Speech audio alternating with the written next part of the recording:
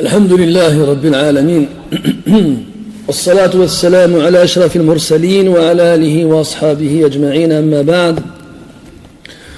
أيها الإخوة الكرام، نلتقي وإياكم كعادتنا في درس ليلة الخميس، وليلتنا هذه هي الليلة 19 من شهر ربيع الأخير في عام 40 و400 وألف للهجرة، الموافقة 26 من شهر ديسمبر لعام 18 و2000. موضوع الدرس كالعادة قراءة ودراسة في كتاب الإمام البخاري رحمه الله تعالى في الأدب المفرد، وقد ختمنا بفضل الله تبارك وتعالى في الدرس السابق قراءة الباب 26 و100، ونستأنف الدرس مع الباب الذي يليه، وهو بعنوان إذا أقبل جميعا، وإذا أدبر جميعا، والفاعل ضمير مستتر جوازا تقديره هو يعود إلى النبي صلى الله عليه وسلم. إذا أقبل النبي صلى الله عليه وسلم أي إذا توجه قبل وجهك، أقبل جميعا أقبل بجميعه. وإذا أدبر أي إذا ولى مدبرا عنك أو عن الرائي، أدبر جميعا أي أدبر بجميعه. قال رحمه الله تعالى في الحديث 55 و200: حدثنا بشر بن محمد قال أخبرنا عبد الله قال أخبرنا أسامة بن زيد قال أخبرني موسى بن مسلم مولى ابنة قارض عن أبي هريرة رضي الله عنه أنه ربما حدث عن النبي صلى الله عليه وسلم فيقول: حدثنيه أهدب الشفرين أبيض الكشحين، إذا أقبل جميعا، وإذا أدبر جميعا، لم تر عين مثله ولن تراه. Mes chers frères, nous nous réunissons comme chaque mercredi soir afin de lire et d'étudier le livre de l'imam al-Bukhari rahimahullah ta'ala dans le bon comportement. Nous avons, grâce à Allah, la semaine dernière lu le chapitre numéro 126 et nous reprenons avec le chapitre suivant, le chapitre 127, qui a pour titre « Lorsqu'il fait face, il fait face entièrement, et lorsqu'il se retourne, il se retourne complètement, entièrement. » Donc là, ça fait référence au prophète, alayhi salatu wassalam, lorsqu'il vient vers toi, lorsqu'il se retourne dans ta direction, il se retourne entièrement, le corps entier, pas seulement la tête, et il laisse le reste du corps dans la direction opposée, comme quelqu'un le ferait en se retournant vers toi, mais il se retournait complètement. Et lorsqu'il était face à toi et qu'il voulait donc partir dans le sens opposé, pareil, il se retournait complètement. On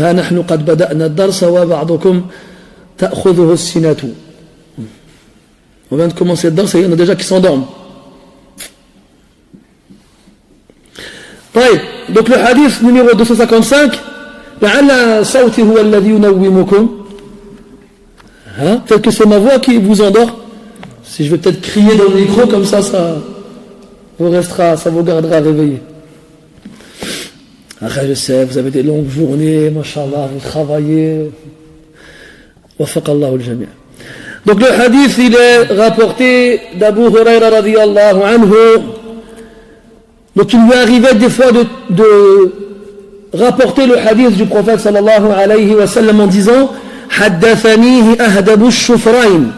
الشفر هو شعر الجفن، شعر الجفن عفوا، والأهدب بمعنى الطويل، فشعر جفن النبي صلى الله عليه وسلم طويل ورقيق.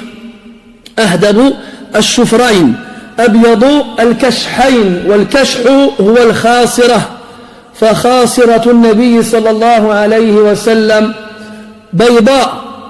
والمقصود بوصف خاصرته بالبياض هو أن يوصف كله بالبياض، فكان عليه الصلاة والسلام موصوف بالبياض الساطع الناصع، بل ورد في وصفه أنه كان إذا سجد جاف عضديه عن جنبيه، وكان حتى يرى بياض إبطيه، حتى يرى بياض إبطيه.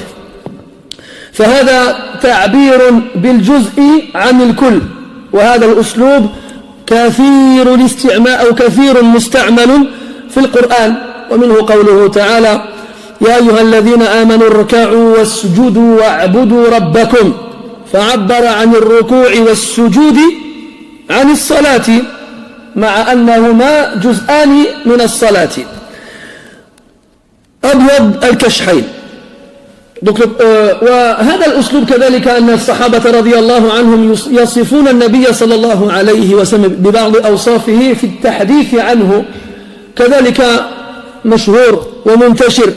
هذا وارد عن ابن مسعود رضي الله عنه حيث كان يقول حدثني الصادق المصدوق، حدثني الصادق المصدوق. ولأبي هريرة رضي الله عنه وأبي موسى الأشعري وغيرهما من الصحابة كلام شبيه بهذا وهو قولهم حدثني خليلي. فالصحابة رضي الله عنهم يحدثون عن النبي صلى الله عليه وسلم ويصفون ببعض ما فيه من الأوصاف الخلقية أو ببعض ما بينهم من العلاقة الدينية. نعم، أنا جايب بالفرنساوية. الخاصرة هي معقد الإزار، معقد الإزار.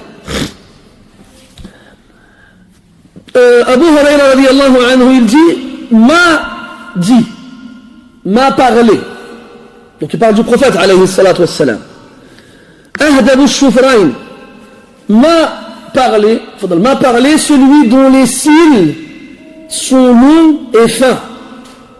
Donc il décrivait le prophète sallallahu alayhi wa sallam, donc physiquement, en informant ceux à qui il parle que celui qui lui a transmis cette parole-là, c'est le prophète alayhi salatu wa sallam, en le décrivant physiquement de certains attributs physiques qui lui étaient propres.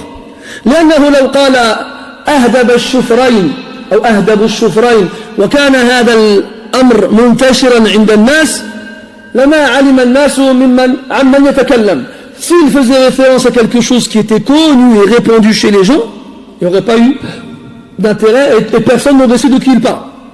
Mais là, il a précisé, il a décrit le prophète sallallahu alayhi wa sallam avec une caractéristique physique qui lui est propre. C'est-à-dire que les cils de ses paupières, donc les cheveux, on appelle ça les poils des paupières, les cils du prophète étaient longs et fins. Ahdabu al-shufrayn. Abyadu al-kashhayn. Il avait les hanches blanches. Il avait les hanches blanches. Pourquoi est-ce que Abu Huraira radiyallahu anhu nous informe que le prophète avait les hanches blanches? En fait, ici, c'est pour faire référence à une partie de son corps, et de sa blancheur, pour faire référence à la blancheur du corps entier. D'accord? Al-khasira, ce sont les hanches. وفي الحديث نهى الرسول عن أن يصلي الرجل واضعا يديه على خاصرتيه. Dans le hadith, on n'a pas le droit de prier en posant les mains sur ses hanches. Et les hanches, c'est là où on accroche le izar, le pagne. Donc il avait les hanches blanches. Donc les hanches, ça rentre dans la aura. Donc techniquement, Abu Huraira ne sait pas de quelle couleur sont les hanches du prophète alayhi salatu wassalam. Mais comme on sait que le prophète était d'une couleur blanche lumineuse, alors donc de surcroît les hanches n'échapperont pas à cela. Là, dans un hadith, on décrit le prophète sallallahu alayhi wa sallam pendant la prosternation qu'il écartait les avant-bras, du moins les bras, de ses flancs pendant la prosternation, jusqu'à ce qu'on puisse voir la blancheur de ses aisselles. La blancheur de ses aisselles. Donc il avait les aisselles et les hanches blanches, donc tout le reste entre les deux et au-dessus et en dessous était de la même couleur alayhi salatu wassalam. Et ça, c'est un style arabe connu dans la façon de s'exprimer, de décrire une chose en se servant de quelques caractéristiques de cette chose-là. Comme dans le verset où Allah Ta'ala dit « Ya ayyuhalladhina amanu rka'u wasjudu wa'budu rabbakum » « Ô vous qui avez cru, inclinez-vous et prosternez-vous et adorez votre Seigneur. » L'inclinaison, le ruku' et la prosternation, le sujoud font référence à la prière. Donc il s'est servi subhanahu wa ta'ala de deux éléments de la prière pour décrire la prière. Ou encore le verset dans Sourate Al-Imran où Allah Ta'ala dit « Ya Maryamu qunuti li rabbiki wasjudi warka'i ma'ar raki'in » Tout ça, ani salli. Au qunuti li rabbiki, tiens-toi debout pour ton Seigneur. Le qunut de la prière, c'est le fait d'être debout. Wasjudi warka'i, et prosterne-toi et incline-toi avec ceux qui s'inclinent. Ça veut dire quoi? Prie. Parce que tous ces éléments-là sont des piliers de la prière. Et cette façon de faire, c'est-à-dire que les compagnons radiyallahu anhum, lorsqu'ils rapportaient la parole du prophète sallallahu alayhi wa sallam, la majorité se contentait de dire haddathani ou qala rasulullah sallallahu alayhi wa sallam. Le prophète m'a dit. Mais des fois, il transmettait la parole du prophète en le décrivant différemment. En dehors du fait que ce soit le messager d'Allah ou le prophète d'Allah, comme ici Abu Huraira il dit quoi? Celui dont les cils sont longs et fins, celui dont les hanches sont blanches. Et il disait aussi haddathani Khalili. Khalili mon ami intime. Celui que j'aime le plus m'a dit. Et Abu Moussa aussi l'a rapporté le hadith de cette façon encore. Abdullah ibn Mas'ud radiyallahu anhu, comme il disait dans le hadith de inna ahadakum yujma'u khalquhu fi batni ummihi 40 yawman nutfatan, al hadith, il disait haddathani as-sadiq al-masduq, celui qui dit la vérité et celui qu'on croit. وهذا الأسلوب كذلك موجود في رواية الحديث عند التابعين واتباعهم ومن بعدهم. Et cette façon de faire aussi on la trouve chez les ulama du hadith. وتفيد السامع عن ضبط وقوة حفظ من يروي الحديث. Et le fait de transmettre le hadith de cette façon-là, en l'attribuant à celui dont on l'a entendu, en précisant des caractéristiques physiques ou autres, ça prouve à quel point il a bien assimilé l'information et à quel point il l'a bien retenu. À quel point il l'a bien retenu. طيب ماذا قال؟ قال إذا أقبل جميعا وإذا أدبر جميعا. هذا سبق بيانه قليلا آنفا، وهو أن النبي صلى الله عليه وسلم لم يكن مسترخي الحركة مسترخي الجسم بطيء الحركة، بل كان قوي الحركة شديد الأعضاء، كان إذا تولى بجميعه وإذا أقبل بجميعه، حتى يرى فيه القوة والنشاط والشدة، وأنه ليس مسترخيا مميتا أو مموتا أو بطيئا أو ما أشبه ذلك. وما وجه وجود هذا الحديث الآن، مع أن قبله باب الضحك وبيان ذم كثرة الضحك وأنه يميت القلب. المقصود أن الإنسان إذا كان ينبغي ألا يكثر من الضحك وأن يكثر من البكاء، لا ينبغي أن يجعله كثرة البكاء وقلة الضحك مسترخيا يجر قدميه كأنهما من نحاس أو من حديد، بل يجب أن يكون ذا حيوية وأن يكون نشيطا وأن يقبل جميعا وأن يدبر جميعا، وأن لا يكون كالميت الذي لا قوة له ولا حركة. وقد قال النبي صلى الله عليه وسلم المسلم القوي أحب إلى الله، أو المؤمن القوي أحب إلى الله من المؤمن الضعيف وفي كل خير. Puis après il dit alayhi ridwanullah, en parlant du prophète alayhi salatu wassalam, que lorsqu'il donc venait vers toi, il le faisait, il se tournait vers toi entièrement, complètement, pas seulement une partie et le reste du corps dans l'autre partie. Mathalan, il est dans la direction opposée à la tienne, tu l'appelles, il t'entend, il se retourne entièrement. Il ne va pas seulement retourner la tête vers ta direction et garder son corps dans la direction opposée. Non, il va se retourner complètement et de façon énergique, de façon prompte. Et de la même façon, lorsqu'il se retourne et qu'il donc te tourne le dos, pareil, il va se tourner complètement et pas seulement partiellement. Pour montrer que le prophète sallallahu alayhi wa sallam était quelqu'un d'actif et d'énergique, quelqu'un qui n'était pas rabâché sur lui-même, quelqu'un qui n'était pas fatigué, quelqu'un qui n'était pas flemmard. Au contraire, c'était tout l'inverse. Il était énergique et il était fort et il était actif, alayhi as-salatu was-salam. Et là on pourrait se poser la question, quel est l'intérêt de rapporter un hadith tel que celui-ci, alors que juste avant on a vu 3 hadiths dans le fait de ne pas beaucoup rire et de pleurer. Et de pleurer le plus possible.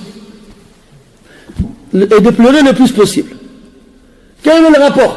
Le rapport, ça veut dire que si tu, en tant que croyant, ne dois pas exagérer lorsque tu ris, ne pas en faire ton habitude, ne pas passer ton temps à rire, et que tu dois pleurer pour tes péchés, pleurer pour ton devenir, pleurer pour ta destination finale, ça ne veut pas dire en même temps que tu dois vivre inactif, oisif, fatigué, fainéant, immobile.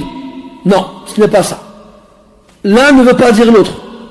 Comme on peut être triste de son propre sort, triste du sort de la communauté, triste de ne pas savoir ce qui nous attend, effrayé, inquiet, ça peut nous faire couler nos larmes, ça peut nous enlever l'envie de rire, mais ça ne doit pas non plus changer notre façon d'être.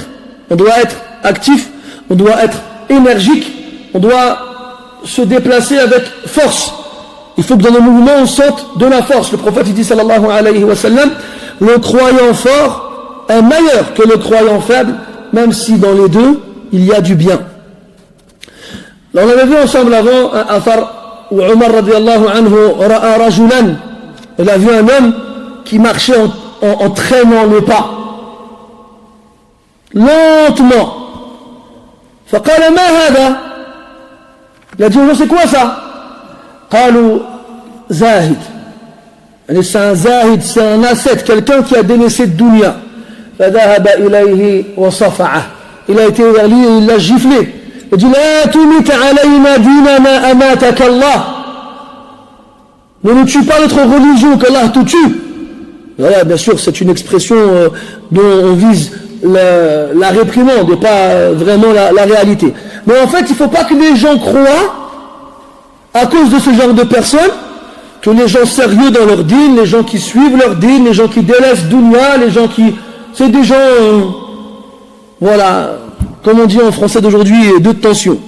Hein, rabattus sur eux-mêmes, ils ne bougent pas, ils sont comme ça, ils attendent que la journée passe en se lamentant sur eux-mêmes. Non, le musulman il sort de chez lui le matin, il va chercher le risque, il va voir les gens, il va au marché, il va à la mosquée, il discute avec eux, il demande de leurs nouvelles, il est actif dans la société, il n'attend pas que la société elle tourne, elle se retourne, elle parte sans lui, et lui c'est le dernier de la liste, le dernier de la file. Au contraire, le musulman doit être actif, doit être réactif, il doit être énergique, il ne doit pas être rabâché sur lui-même, on dirait il est dans le coma.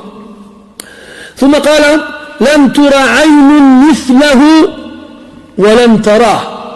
فالنبي صلى الله عليه وسلم موصوف بالصفات الكريمات في هيئته وخلقته ومظهره وخلقه عليه الصلاة والسلام، وهذا مر معنا كثيرا في درس الأحد مع كتاب الشمائل. وقد مر معنا حديث جابر بن عبد الله رضي الله عنهما تفضل أن رأى النبي صلى الله عليه وسلم في ليلة إضحيان، يعني في ليلة القمر فيها قد اكتمل، يعني بدر، في ليلة البدر قد لبس حلة حمراء، فنظرت إلى القمر ونظرت إلى رسول الله صلى الله عليه وسلم، فوالله لا وجه رسول الله صلى الله عليه وسلم أجمل من القمر. وسئلت إحدى الصحابيات عن وجه النبي صلى الله عليه وسلم هل كان مثل السيف؟ قالت لا، بل كان مثل القمر. وقال حسان ابن ثابت رضي الله عنه وهو يرثي النبي صلى الله عليه وسلم وما فقد الماضون مثل محمد ولا مثله حتى القيامة يفقد. لم تر عين مثله قط ولن تراه. Aucun œil n'a vu comme le prophète sallallahu alayhi wa sallam, jamais. Et aucun œil ne verra comme lui après, jamais. Alayhi as-salatu was-salam. Et on sait tous que le prophète sallallahu alayhi wa sallam disposait d'attributs physiques exceptionnels et grandioses. Il était doté d'un physique plaisant avec des qualités grandioses, tout comme il était doué d'une bienséance ultime et sublime, alayhi as-salatu wassalam. Et on a vu ça au détail dans le cours du dimanche avec le livre de l'imam at-Tirmidhi, rahimahullah ta'ala, dans Ash-Shama'il. Sinon, quand on prend et on n'a qu'à se ramasser pour baisser dans des témoignages des compagnons du prophète, alayhi salatu wassalam, radiyallahu anhum, tous le décrivaient avec une beauté exceptionnelle. Comme Jabir ibn Abdullah, radiyallahu anhu, qui nous dit une nuit être sorti, une nuit de pleine lune, être sorti et avoir vu le prophète sallallahu alayhi wa sallam portant une tunique de couleur rouge. Il a regardé le prophète, puis il a regardé la lune, et il a dit Wallahi, le prophète était encore plus beau que la lune. Et on a demandé à une femme parmi les compagnons du prophète sallallahu alayhi wa sallam, est-ce que le visage du prophète était comme le tranchant de l'épée? Elle a répondu non, au contraire, il était comme la lune. Et Hassan ibn Thabit radiyallahu anhu disait dans un poème dans lequel il fait les éloges funéraires du prophète sallallahu alayhi wa sallam après sa mort, que jamais les gens auparavant n'ont perdu comme quelqu'un comme Mohammed, et jamais les gens après perdront quelqu'un comme lui, alayhi as-salatu wassalam. Al-Shahid, ce qu'il faut retenir du hadith, pourquoi est-ce qu'il est cité ici, c'est pas parce que tu vas passer ton temps à pleurer parce que tu as fait des péchés, ou parce que tu as peur du châtiment d'Allah et de sa colère, ou parce que tu ne dois pas rire, que tu dois être quelqu'un de mort, de mort dans un corps vivant. Au contraire, tu dois être actif, réactif, énergique, positif, optimiste, tu dois être souriant, tu dois aller vers les gens, tu dois te mélanger à eux, tu dois être de bons conseils, ordonner le bien, interdire le mal. Tu fais partie à part entière de cette société et tu participes à son amélioration. C'est comme ça que le musulman se doit d'être. Il ne doit pas être quelqu'un d'endormi, de mort sans même s'en rendre compte. Et ce à cause de qui les gens dans l'islam sont considérés comme justement des gens de ce genre-là, eh ben ils portent une lourde responsabilité. C'est là qui, parce que soi-disant ils suivent le dîn plus que les autres, alors tu les vois, ils ont le visage sombre et renfrogné, et ils ne passent pas le salam aux gens, ils ne se mélangent pas à eux, ils ne sourient pas, ils ne leur sourient pas, ils ne parlent pas avec eux, et ils ne veulent rien faire avec eux, ils restent tout seuls, et à cause d'eux, les gens de la masse les voient, ils se disent quoi? Bah si c'est comme ça, être serré dans le dîn, c'est pas la peine. C'est pas la peine. Si c'est parce qu'on va mettre la barbe, on va laisser le qamis, on va devenir méchant, on va devenir hautain, on va devenir orgueilleux, on va devenir froid, on va devenir sec, on va devenir, j'en passe et d'autres, blâche, laisse-moi rigoler avec les gens et je vais pas de barbe. Là. Faut que les gens ils soient conscients que ce ne sont pas des choses qui vont ensemble. Au contraire. Jusqu'à aujourd'hui, quand tu es quelqu'un qui rigole avec les gens et qui va vers eux, c'est toi qui passes pour quelqu'un de bizarre. Toi, tu as la barbe et tu rigoles. C'est bizarre ça. On m'a déjà dit moi ça. J'étais au pays, voir de la famille, on plaisantait pendant qu'on mangeait, tout ça, on m'a dit, comment va, je vais en barbe rigoler moi. Vous n'avez pas de barbe dans votre pays? Il me dit si, mais il rigole pas. Il ne parle pas, il rase les murs, il ne passe pas le salam, il ne rend pas le salam, il ne rigole pas avec nous, rien. Nous, on ne veut pas être avec eux, et eux ne veulent pas être avec nous. C'est limite, lakum dinukum waliyadin. Subhanallah. Wala hawla wala quwwata illa billah. Donc faites attention. Wallahi, akthartu alaykum, lakin, la tansaw, أنه ما منا من أحد إلا وهو على ثغر من ثغور هذا الدين. فالله يؤتى الإسلام من قبل أحدكم. N'oubliez jamais, je ne cesserai de le répéter, nous sommes tous des gardes frontières aux frontières de ce pays qu'est l'islam. Prenez garde à ce qu'on arrive à pénétrer dans notre pays par le poste de l'un d'entre vous. Vous allez dire, ouais, mais les musulmans de toute façon sont comme ça. Pourquoi tu dis ça? Parce que moi je connais quelqu'un, il est comme ça. Alors lui il va croire que toi tu représentes l'islam, alors à cause de toi il va juger sur tous les musulmans et sur l'islam avec. À cause de quoi? À cause de ton comportement. Et le pire, et le pire, c'est que ces gens-là, quand ils agissent comme ça, ils croient qu'ils agissent bien. Je dis, pourquoi tu fais ça? Les salafs, c'était comme ça. Non. Les salafs, ils n'étaient pas comme ça. Les salafs, ils mangeaient du melon, ils jetaient dessus les épluchures. Les salafs, ils se faisaient des blagues. Ils rigolaient le jour et ils pleuraient la nuit. Toi, ni tu rigoles, ni tu pleures. Qu'est-ce que tu as gagné? Tu as fait perdre. Le prophète il plaisantait avec les gens, on a vu. Et comme ça aussi, c'est bizarre aussi. C'est-à-dire que les gens, ils croient que, des fois, dans certains cas, je précise, اتباع السلف il l'emporte même sur النبي صلى الله عليه وسلم. اتباع السلف des fois له أحوال مخصوصة, des fois il a des circonstances précises et particulières. C'est comme quand on vient, on nous dit les salafs étaient durs avec Ahlul Bid'ah. C'est une réalité. النبي صلى الله عليه وسلم n'était pas dur avec les munafiqin. C'est une réalité. Les salafs étaient durs avec Ahlul Bid'ah dans des circonstances précises. Au début de l'islam, quand ils étaient en majorité, quand ils avaient une puissance et que les gens les écoutaient. Toi tu viens, tu vas prendre ces paroles-là des salafs, tu vas les appliquer aujourd'hui où ni tu as de l'influence, ni tu as une puissance, ni tu as une majorité. Et en plus de ça, quand on vient, on te dit, ouais mais Rasoul avec les munafiqin, hatta la yaqula an-nas anna Muhammadan yaqtul ashabah, jusqu'à ce que les gens n'aillent pas dire que Mohammed tue ses compagnons à cause des hypocrites. Alors que il est très très probable, pour ne pas dire sûr, qu'à l'époque du prophète, le mal que les hypocrites faisaient était plus grand que ceux qu'on peut appeler Ahlul Bid'ah aujourd'hui. Surtout que les règles pour considérer quelqu'un comme étant un innovateur, il faut les trouver et il faut les retrouver chez la personne. Donc il ne faut pas se précipiter. Des fois les salafs, ils agissaient bijtihad. Ils agissaient bijtihad, c'est-à-dire ils faisaient un effort de réflexion, d'interprétation. Ils estimaient qu'au moment où ils se trouvaient, à l'endroit où ils se trouvaient, ou avec cette personne-là, il était mieux de parler avec lui ou de se convertir avec lui comme ça qu'autrement. Après, on te dira, mais le hadith de Ka'b ibn Malik, quand Rasoul il a parlé pendant 40 jours, 50 jours, il a demandé aux Sahaba d'en faire autant. C'est vrai. Ça, c'est une mashrou'iyat, al-hajr. Mais pareil, lui aussi s'applique dans ces conditions. Les ulama, les salafs que tu prétends suivre, que tu dis suivre à toute la journée, à toute la planète, ils te disent que si le hajr, il va provoquer l'effet inverse chez la personne, ben tu le fais pas. Parce que le hajr, le fait d'exiler les personnes, c'est un moyen de le faire revenir quand il est dans le péché ou quand il est dans l'innovation.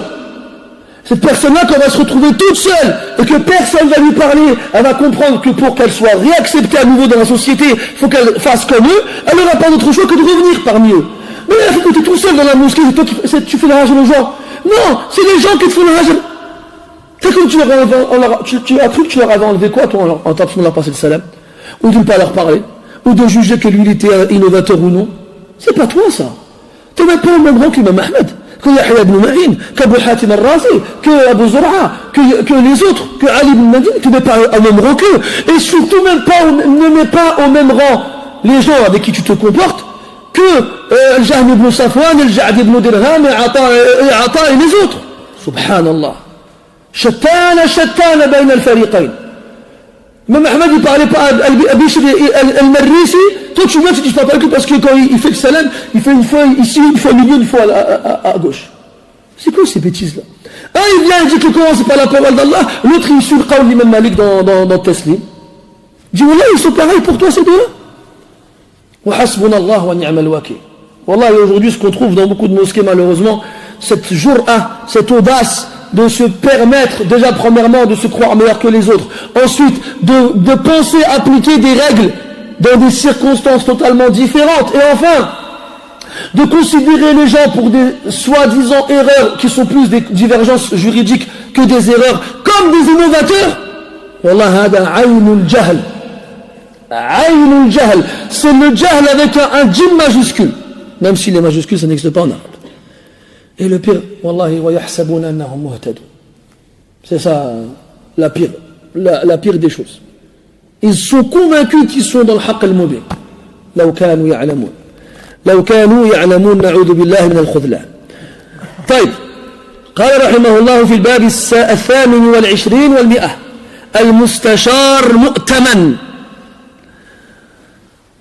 قال رحمه الله حدثنا آدم قال حدثنا شيبان وأبو معاوية قال حدثنا عبد الملك بن عمير عن أبي سلمة بن عبد الرحمن عن أبي هريرة رضي الله عنه قال النبي صلى الله عليه وسلم لأبي الهيثم وهو أبو الهيثم الأنصاري رضي الله عنه وللحديث قصة ذكرها المصنف رحمه الله تعالى في صحيحه. والقصة مشهورة أن النبي صلى الله عليه وسلم خرج من بيته فلقي أبا بكر وعمر فقال ما أخرجكما الساعة؟ قال الجوع يا رسول الله. قال وأنا والذي نفسي بيده لأخرجني الذي أخرجكما. فأخذهما النبي صلى الله عليه وسلم معه إلى بيت رجل من الأنصار، هو ذاك الرجل أبو الهيثم. فلما قرعوا بابه فتحت لهم زوجته فرحبت بهم وأخبرتهم أن زوجها خرج لمهمة له. وكان أبو الهيثم ذا نخل وذا شاء ولا خادم له يخدمه، فكان مضطرا إلى أن يتولى هذه الأمور كلها بنفسه. فلما رجع أبو الهيثم رضي الله عنه ووجد النبي صلى الله عليه وسلم وصاحبيه عنده سر وجهه، وأتاهم برطب وتمر وحلب شاته فأتاهم بلبن، وقال لهم أنه سيذبح لهم شاة. فقال له النبي صلى الله عليه وسلم إياك والحلوب، يعني لا تذبح الشاة الحلوب، ولكن اذبح ما هي أصغر منها سنا ممن لم تحلب بعد. فذهب الرجل وذبح الشاة وأتاهم باللحم، فأخذ النبي صلى الله عليه وسلم وصاحباه يأكلون الرطب ويشربون اللبن ويأكلون اللحم، ثم يقول عليه الصلاة والسلام لهم هذا هو النعيم الذي ستسألون عنه، يشير إلى قوله تبارك وتعالى ثم لتسألن يومئذ عن النعيم. وهذا الجزء من الحديث أو هذه الرواية هي نهاية القصة. فقال النبي صلى الله عليه وسلم لأبي الهيثم هل لك خادم؟ فرأى أبا الهيثم يقوم بخدمة ضيوفه بنفسه، لا يأمر خادما ولا أمة ولا عبدا. فتفطن له النبي صلى الله عليه وسلم وسأله. وهذا يدل على أن للولي والأمير أن يتفقد أحوال رعيته، وأن ينظر في المحتاج منهم، وأن يسألهم عن أحوالهم. هكذا ينبغي أن تكون الأمور. قال أبو الهيثم لا، أي ليس لي خادم. قال صلى الله عليه وسلم فإذا أتانا سبي فأتنا. والسبي بمعنى الأسر والأسارى والأسير. فإذا أتانا سبي فأتنا. والسبي أي كما قلنا هو الأسير، وفي الغالب يكون من النساء والأولاد والأطفال، وإن جاز تعميمه في الرجال كذلك. فإذا وقعت حرب بين المسلمين وأعدائهم وظفروا على أسارى استعبدوهم وأصبحوا أرقاء، وجاز لهم أن يخدموهم لأنفسهم. قال النبي صلى الله عليه وسلم فإذا أتانا سبي فأتنا. فإذا بلغك أن سبيا قد أتانا فأتنا حتى أعطيك خادما يخدم لك. فأتي النبي صلى الله عليه وسلم برأسين ليس معهما ثالث، أي بعبدين، رأسين من العبيد ليس معهما ثالث. فأتاه أبو الهيثم قال النبي صلى الله عليه وسلم اختر منهما. فخيره النبي صلى الله عليه وسلم في العبدين، اختر لنفسك أيهما أحب إليك. فقال أبو الهيثم يا رسول الله اختر لي. هكذا كان يفعلون رضي الله عنهم، يوكلون النبي صلى الله عليه وسلم في أمورهم الشخصية، ولا يتقدمون على رأيه ولا اختياره، ويعلمون أن اختياره عليه الصلاة والسلام خير من اختيارهم لأنفسهم. وهذا يدل على توقيرهم للنبي صلى الله عليه وسلم وعدم تقدمهم عليه صلى الله عليه وسلم. فقال النبي صلى الله عليه وسلم: إن المستشار مؤتمن. إن المستشار اسم المفعول من استشار يستشير، الذي يستشار المستشار الذي يؤخذ منه مشورته، الذي يؤخذ منه إشارته. فأشر إلي يا رسول الله ولا آخذن بإشارتك. ومؤتمن وضعت فيه أمانة، والمؤتمن لا بد أن يؤدي الأمانة، ولا يجوز له أن يخون أو أن يغش صاحبه. وسوف نمر بعد قليل إن شاء الله تعالى على حديث يوضح المعنى أكثر. فإن المستشار مؤتمن،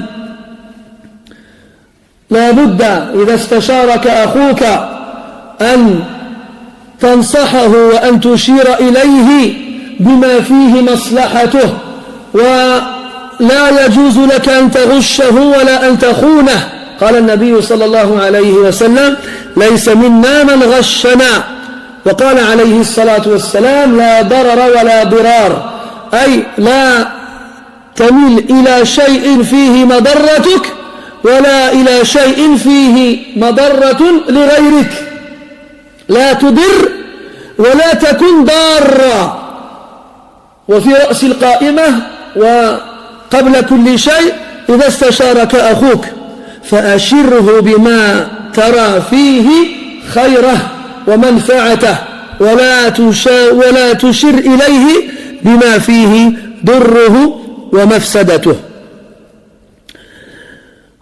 أي إن المستشار مؤتمن. فلما قال أبو الهيثم للنبي صلى الله عليه وسلم: اختر لي، قال النبي صلى الله عليه وسلم: المستشار مؤتمن، الذي طلب منه إشارته مأمون، يعني قد أعده من استشاره ذا أمانة فلا يخون صاحبه، والذي يخون الأمانة هو المنافق. قال النبي صلى الله عليه وسلم في صفات المنافقين: وإذا اؤتمن خان. وإذا اؤتمن خان.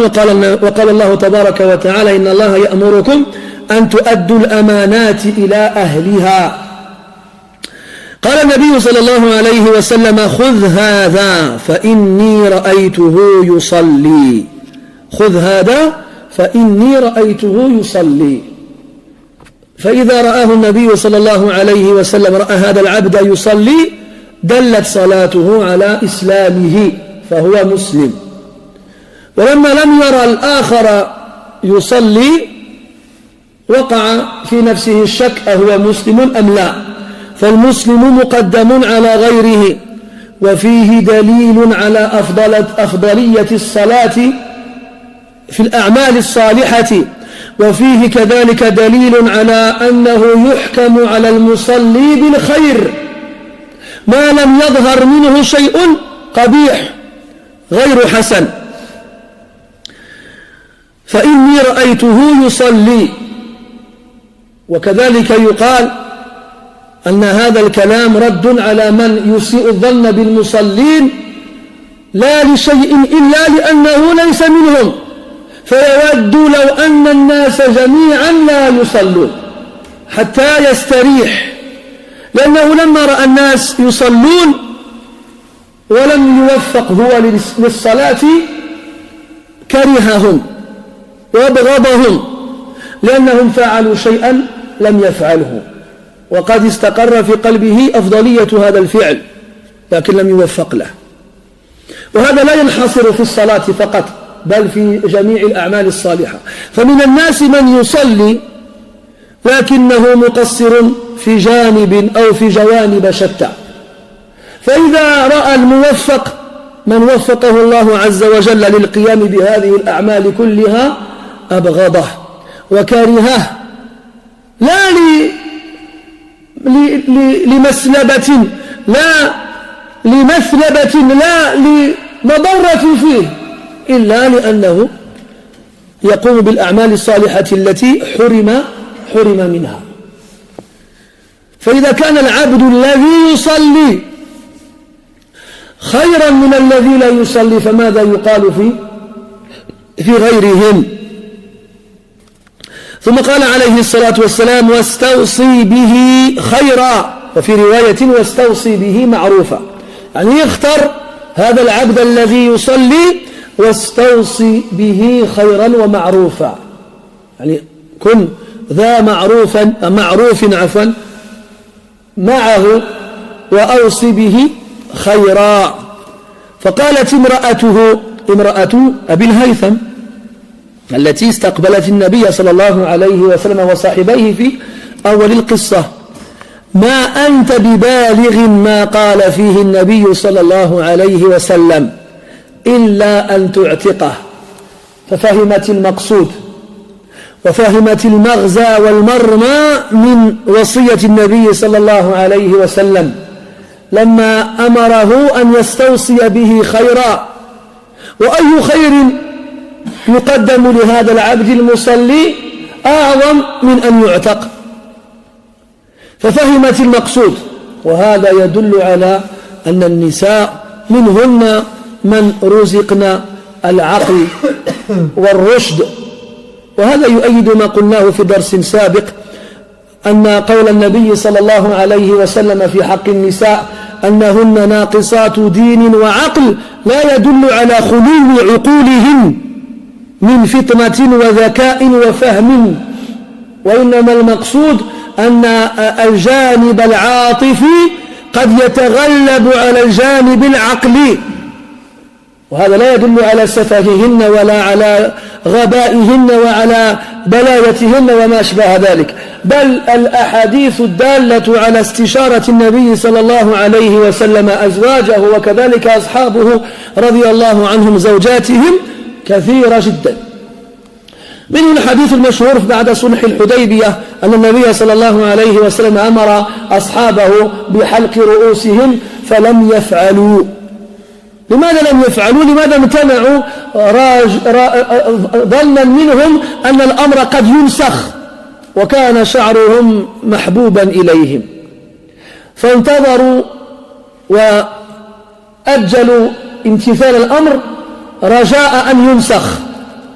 فلما لم يرهم النبي صلى الله عليه وسلم ممتثلين رجع إلى خيمته مغضبا، فرأت زوجته أم سلمة رضي الله عنها أثر الغضب عليه، فقالت: ما شأنك يا رسول الله؟ فحكى لها القصة، فقالت: اخرج أنت واحلق رأسك وسوف تراهم يمتثلون. ففعل عليه الصلاة والسلام وأخذ بوصيتها وحلق رأسه، فكاد الناس يقتتلون أيهم يكون أولهم حلقا بعد النبي صلى الله عليه وسلم، إلى غير ذلك من هذه الأمور. فالمرأة الصالحة العاقلة من أعظم وأفضل نعم هذه الدنيا. قال النبي صلى الله عليه وسلم: الدنيا متاع وخير متاعها المرأة الصالحة المطيعة القانتة الحافظة للغيب بما حفظ الله كما وصفها الله تبارك وتعالى، وإن كانت ذات عقل فالأمر أحسن وأحرى وأولى. ومر معنا كذلك قصة طلحة بن عبيد الله رضي الله عنه، ومع زوجته كانت ابنة لأبي بكر رضي الله عنهم أجمعين، إلى غير ذلك من مثل هذه الحكايات. فقالت امرأته: ما أنت ببالغ ما قال فيه النبي صلى الله عليه وسلم، وهو الوصية بالخير والمعروف، إلا أن تعتقه. يعني لا تستطيع أن توفي وصية النبي صلى الله عليه وسلم له بالخير والمعروف إلا أن تعتقه وأن تطلق سراحه. فقال أبو الهيثم في حاله ووقته وتوئه: فهو عتيق.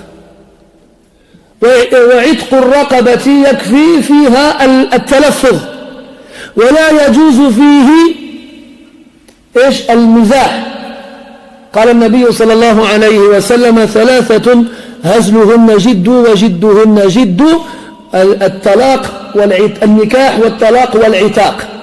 فلو أراد الرجل أن يمازح مملوكه قائلا: أنت عتيق، ثم يقول له: لا إنما كنت مازحك، فليعلم أن كلامه معتبر ومعتد به عند الفقهاء، لا يجوز فيه المزاح، كقول الرجل لامرأته: أنت طالق، ويريها أسنانه كأنه يتبسم في وجهها. فليعلم هذا الممازح أن مزاحه في غير محله، وأن طلاقه قد وقع. ولا زلت أتعجب من هؤلاء الناس الذين يستفتون العلماء قائلين: لقد تلفظت بالطلاق وكنت غضبانا. أرأيت شخصا يطلق امرأته ضاحكا؟ هذا لا يكاد يوجد. فلا بد من شجار وخصومة تنتفخ فيه الأوداج وتحمر فيه الوجوه ويشتد فيها الغضب حتى يصل الرجل إلى أن يتلفظ بالطلاق. وإذا أراد الرجل أن يقيس صبره فلينظر في نفسه متى يصل إلى هذا الحد. يعني الرجل الذي ترجع المرأة زوجته إليه القول، فمن غضبة وقعت في نفسه يتلفظ بالطلاق، فليعلم هذا الرجل أنه خال من الصبر، لا صبر فيه، لا صبر فيه، بل فيه شبه بالمرأة، بل فيه شبه بالنساء. لأن النساء لماذا لم يبح لهن التلفظ بالطلاق؟ ولماذا لم يعتد بطلاقهن؟ لأنهن يسرعن في طلب الطلاق. فالرجل الذي يسرع في التلفظ بالطلاق فيه شبه بالنساء، وإن زعم أنه هو الرجل. لنا في بعض الثقافات وفي بعض المجتمعات يرى الرجل أنه لو طلق امرأته لأدنى كلمة لم تعجبه فهو الرجل. لا، بل هو المرأة، بل هو المرأة، لأن الرجل يتحكم في نفسه أكثر من المرأة. لذلك وجه الطلاق إليه ووضع مفتاحه بين يديه، ولم يوضع في يدي المرأة بين يدي المرأة. فلا بد على الرجل أن يصبر. طبعا حتى الصبر له حدوده، وثمة أشياء لا ينبغي الصبر عليها. وقد جاء في الحديث الذي رواه البخاري رحمه الله تعالى أن النبي صلى الله عليه وسلم تزوج امرأة، فلما أراد الدخول بها استعاذت بالله تعالى منها، قالت: أعوذ بالله منك.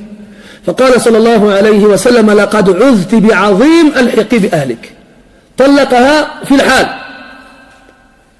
لشدة ما وقع منها من كلام. فنعم في بعض الأحيان يجب أن تصبر، وفي بعضها يجب ألا تصبر، وأن تطلق النار على هذه التي اشترأت عليك بكلام فاحش أو بقول غير لائق. على كل حال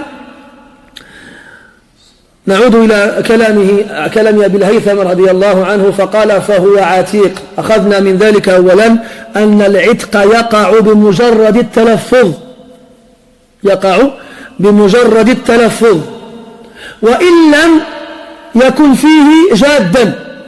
هذا أولا. ثم نأخذ كذلك منه سرعة استجابة الصحابة رضي الله عنهم. لم يقل لها: أنت امرأة، هذا ليس شأنك، أو هذا ليس شأنك. لم يقل لها: هذه ليست أمورك، بل أنا الذي أعطاني الرسول صلى الله عليه وسلم هذا العبد وملكني إياه. بل ولم يقل: أنت امرأة، ما لو أخذت بنصيحتك لربما ضحك الناس علي لو علموا ذلك. لا أبدا، عرف أن امرأته صابت. ويقولون: رب رمية من غير رام، رب رمية من غير رام. هذا المثل له قصة يعني فيها شيء من الطول، لكن باختصار أن رجلا من العرب قبل الإسلام كان يجيد الرماية لا يكاد يخطئ، كلما رمى بسهمه شيئا أصابه.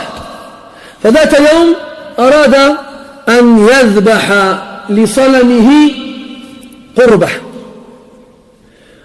فأراد أن يذبح مهاة. إيش المهاة؟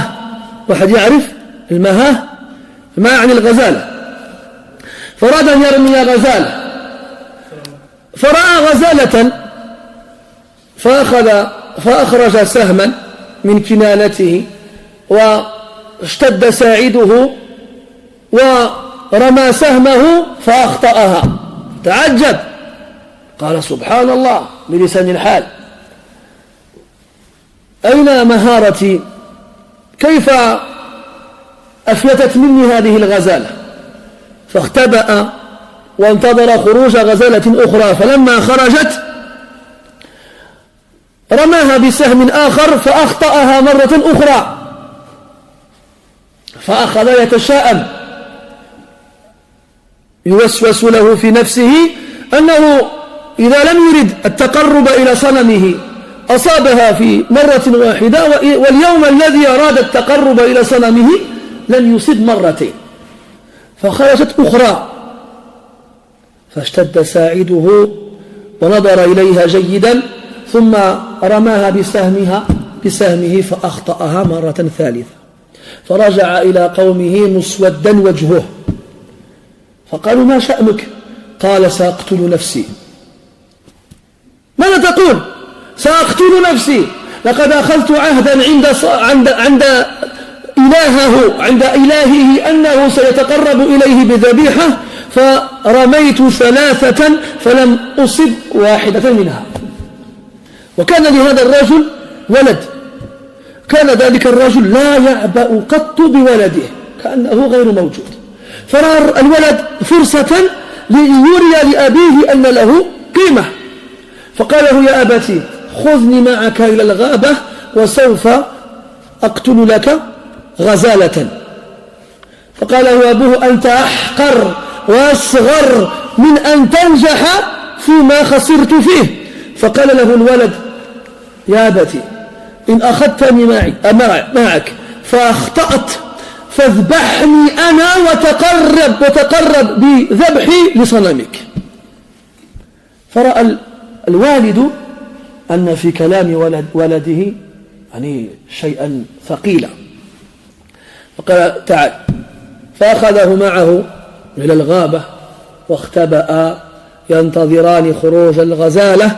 فلما خرجت أخذ الولد قوسه وسهمه وأراد أن يرميها، فحبسه أبوه قال لا تفعل، أنا أحسن منك وأنا لا أخطئ إذا رميت. فرمى فأخطأها مرة رابعة. قال الولد يا أبت دعني أنتهز فرصتي، فتركه. فلما خرجت غزالة أخرى رماها بسهمه فأصابها.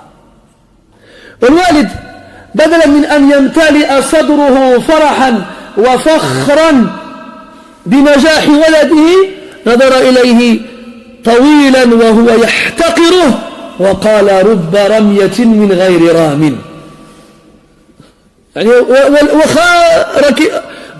أصبت لست برام، يعني حتى في نهاية المطاف لم يجد ما يمدحه في وجهه. على كل حال لماذا نقول هذا كله؟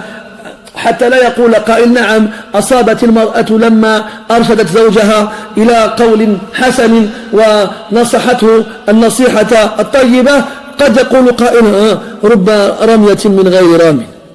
لا، المرأة معروفة هي شريكة حياتك، فتعرف أهي ذات فطنة وعقل وحكمة أو هي خلاف ذلك.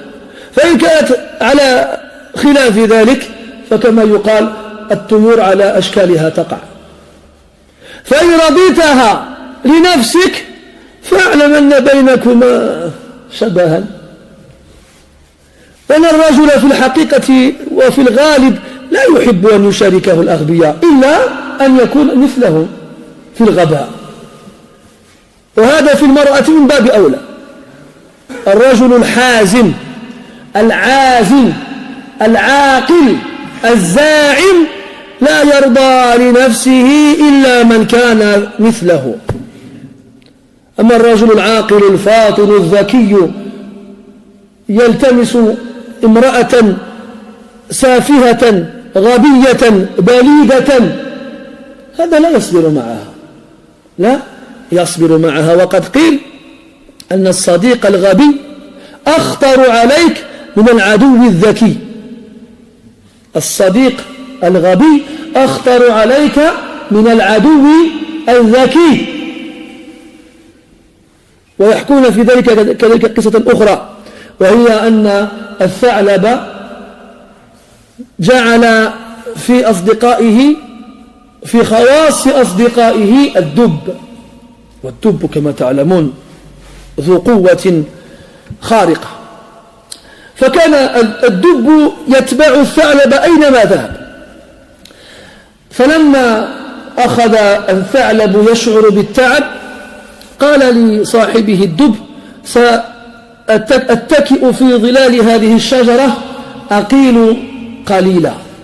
فقال له صاحبه الدب: قل حيث ما شئت فأنا حافظك، يعني لا تخف، لن يمسك سوء ما دمت قريبا منك.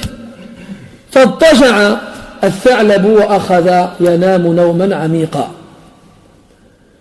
وجلس بقربه وبجنبه الدب، فجاءت ذبابة فوقعت على أرنبة أنف الثعلب، فأراد الدب أن يقتل الذبابة ليحمي صاحبه منها، فضربه في وجهه فقتله وسلمت منه الذباب. فالصديق الغبي أخطر عليك من العدو الذكي. إذن تقول زوجته: ما أنت ببالغ ما قال فيه النبي صلى الله عليه وسلم إلا أن تعتقه. قال: فهو عتيق، فأعتقه في الحال. وعتيق بمعنى على وزن فاعيل بمعنى مفعول، كقتيل بمعنى مقتول، وعتيق بمعنى معتوق، وحميد بمعنى محمود إلى غير ذلك. فقال النبي صلى الله عليه وسلم: إن الله لم يبعث نبيا ولا خليفة إلا وله بطانتان. قال النبي صلى الله عليه وسلم ذلك عندما بلغه كلام امرأة أبي الهيثم لزوجها، وعندما بلغه أن أبا الهيثم أعتق ذلك العبد المصلي. قال: إن الله لم يبعث نبيا ولا خليفة. قال الله تبارك وتعالى: وإذ قال ربك للملائكة إني جاعل في الأرض خليفة، يريد بذلك آدم عليه السلام، وآدم نبي. ويقول سبحانه وتعالى: يا داود إنا جعلناك خليفة في الأرض. وداود عليه السلام أيضا نبي من الأنبياء. وإذا الخليفة قد يراد به الأنبياء كذلك، وقد يراد بهم أو بهم نعم به غيرهم ممن أخذ الخلافة فأصبح أميرا على الناس. إلا وله بطانتان، والبطانة هو مأخوذ من البطن، وهو الذي يحفظ على الرجل سره، وهو الذي يحفظ على الرجل سره. وسميت بطانة عفوا من البطن لأنه يخالف الظهر وهو الظهور، فيأخذ سرك ويستبطنه فلا يسمعه أحد، خلافا لمن يستظهره فيسمع به الجميع. والبطانة قد يراد بها الواحد كما قد يراد بها الجماعة. وقد قال الله عز وجل: يا أيها الذين آمنوا لا تتخذوا بطانة من دونكم لا يألونكم خبالا. قال سبحانه صلى الله عليه وسلم إلا وله بطانتان بطانة تأمره بالمعروف وتنهاه عن المنكر. فالبطانة الأولى بطانة حسنة تعرف سرك وتكتمه ولا تفشيه وتريد خيرك ومنفعتك وتأمرك بالمعروف وتنهاك عن المنكر. وهذه الأوصاف اجتمعت في امرأة أبي الهيثم حيث تفطنت لمراد النبي صلى الله عليه وسلم وأشارت إليه نعم الإشارة وقال وبطانة لا تألوه خبالا. لا تألوه أي لا تقصر، وخبال أي الفساد، أي لا تقصر في إفساد حاله، يعني تجتهد غاية الاجتهاد لتعكر صفوه ولتفسد حاله. تلك هي البطانة الأخرى، وما أكثر مثل هذه البطانات في هذه الأيام، ولا حول ولا قوة إلا بالله. ثم قال عليه الصلاة والسلام ومن يوق بطانة السوء فقد وقي. ومن يوق بطانة السوء فقد وقي، أي من حماه الله وحفظه الله ومنعه الله من أن يكون حوله بطانة سيئة لا تقصر في إفساد حاله، فقد وقاه الله تعالى الشر كله، فقد وقاه الله تبارك وتعالى الشر كله. فنسأله أن يجعل حولنا البطانة الصالحة التي لا تألو في بذل الخير والنصح. طيب, le hadith numéro 256. Je vous ai fait attendre, hein, ceux qui ne comprennent pas. J'espère qu'Allah vous permettra de comprendre incessamment sous peu la langue noble, on va y arriver, la noble langue du Coran, pour qu'on n'ait plus besoin de traduire. D'accord? Alors, on passe au chapitre 128, qui a pour titre Al-Mustashar Mu'taman, c'est-à-dire le consulté est de confiance, on lui fait confiance, on fait confiance au consulté. Donc là c'est le titre qui est pris du hadith. On reviendra au sens de cette phrase-là incessamment sous peu. Donc le hadith il est rapporté par Abu Huraira radiyallahu anhu ardah, comme quoi le prophète sallallahu alayhi wa sallam a dit à Abu al-Haytham. Abu al-Haytham al-Ansari est un compagnon du prophète sallallahu alayhi wa sallam, donc médinois, qui était quelqu'un d'assez aisé, qui possédait des palmiers, qui possédait des bêtes, du bétail, mais qui n'avait pas de serviteurs ou d'esclaves. Mais le hadith qu'ici al-Bukhari rapporte en partie dans ce livre-là, il rapporte le début de l'histoire dans son sahih, dans son jami'. Dans l'histoire, c'est que le prophète sallallahu alayhi wa sallam est sorti de chez lui à une heure autre que celle de la prière, à une heure où les gens ne sortent pas en général. Donc on peut estimer que c'était l'heure entre Dhuhr et l'Asr, al-Zahira. Pourquoi à cette heure-là? Pour deux raisons. La première, parce qu'il fait très chaud, les gens ils restent chez eux, et la seconde, parce que c'est l'heure de la sieste en général. Et aussi, parce que le prophète sallallahu alayhi wa sallam, il y a quelque chose qui l'a fait sortir en plus. Pourquoi il sort alors qu'à ce moment-là, les gens ne sont pas dehors? Pourquoi il sort alors qu'à ce moment-là, les gens généralement profitent pour se reposer? Donc il sort de chez lui et il rencontre Abu Bakr et Omar radiyallahu anhu. Il leur dit, qu'est-ce qui vous a fait sortir de chez vous à une telle heure? Ils lui répondent, la faim. Ya Rasulallah, on n'a rien trouvé à manger chez nous. On est sorti chercher à manger dehors. Alors il leur répond, et moi aussi, par celui qui a mon âme dans sa main, ce qui vous a fait sortir, c'est ce qui m'a fait sortir aussi. Et ils n'avaient rien à manger chez eux, alayhi salatu wa sallam, radiyallahu anhuma. Alors, le prophète leur a dit, venez, je connais quelqu'un. Alors, ils arrivent chez Abu al-Haytham, il frappe à sa porte, son épouse les accueille, bien entendu avec bienséance et politesse, et elle les informe qu'Abu al-Haytham n'est pas là, il est sorti. Donc elle leur demande de patienter le temps qu'ils reviennent.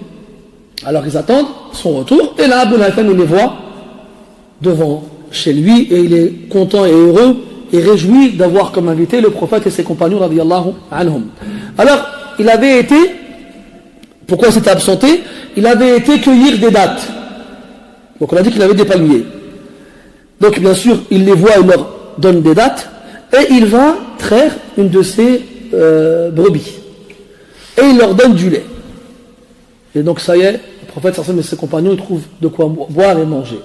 Et Abu al-Haytham, bien sûr, en tant que musulman qui est soucieux d'honorer ses invités, surtout quand ses invités sont les plus honorables des invités, il leur dit: je vais sacrifier une bête pour vous l'offrir. Alors le prophète dit quoi? Ne sacrifie pas une femelle qui donne du lait. Prends-en une qui n'est pas encore assez vieille pour donner du lait. Alors il a pris une jeune brebis et il l'a sacrifiée, puis il l'a fait griller et il leur a ramené à manger. Alors, le prophète et Abu Bakr et Omar ont mangé de la viande, bu du lait et mangé des dattes. Et à la fin, il a dit, le prophète a dit ça à Abu Bakr et Omar, il leur a dit: c'est ça le délice sur lequel vous serez interrogés le jour de la résurrection. En faisant référence au verset de Surat Al-Hakum Al-Takathur, dans le dernier verset où Allah Ta'ala dit: puis vous serez interrogés ce jour-là sur An-Na'im, sur le bienfait, le délice de ce que tu veux. Ça c'est quelques dates, un peu de lait et un peu de viande. Ce que toi tu manges toutes les 2 heures. Hein? T'as déjà vu dans les séries américaines, il se réveille à 4h du matin, il est comme ça, il se frotte les yeux, ouvre le frigo, il prend une pluie, il retourne dormir. Il n'y en a pas parmi vous qui font des trucs comme ça? Moi, ça m'est déjà arrivé. Tu te réveilles, tu as une fringale, tu vas ouvrir le frigo, tu vois une cuisse de poulet, elle est là, tu regardes, tu la regardes, c'est toi qui vas y passer. Regardez dans quel naïm on vit. Hein? Tu ouvres le frigo, il y a de la nourriture, tu veux qu'elle soit chaude, tu as le micro-ondes, tu veux des gâteaux, tu as un placard avec des gâteaux, tu veux des fruits, tu as une corbeille avec des fruits. Allez, tu veux taper un délire à 4h du matin, tu manges une glace, eh ben je vais trouver une glace dans ton congélateur.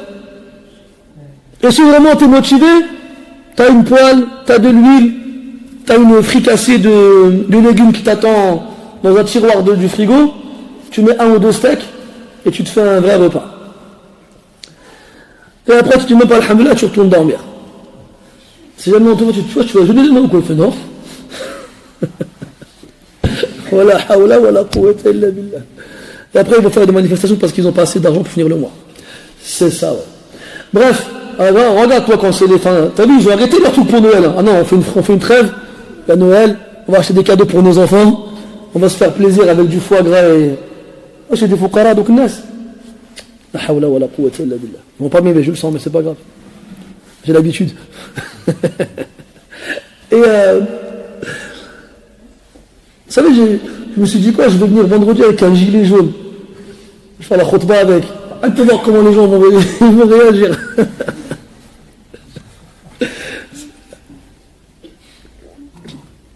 Les gilets jaunes. Qu'est-ce qu'on disait? Oui, donc, c'est ça le na'im sur lequel vous serez interrogé le jour de la résurrection. La ilaha illallah. Comment est-ce que tu peux savoir sur quoi tu seras interrogé demain devant Allah? Tu seras sans vêtements, sans chaussures, incirconcis, faible, fragile, impuissant. Tu seras interrogé sur des choses dont tu connais les réponses déjà maintenant et ça ne change pas ta vie.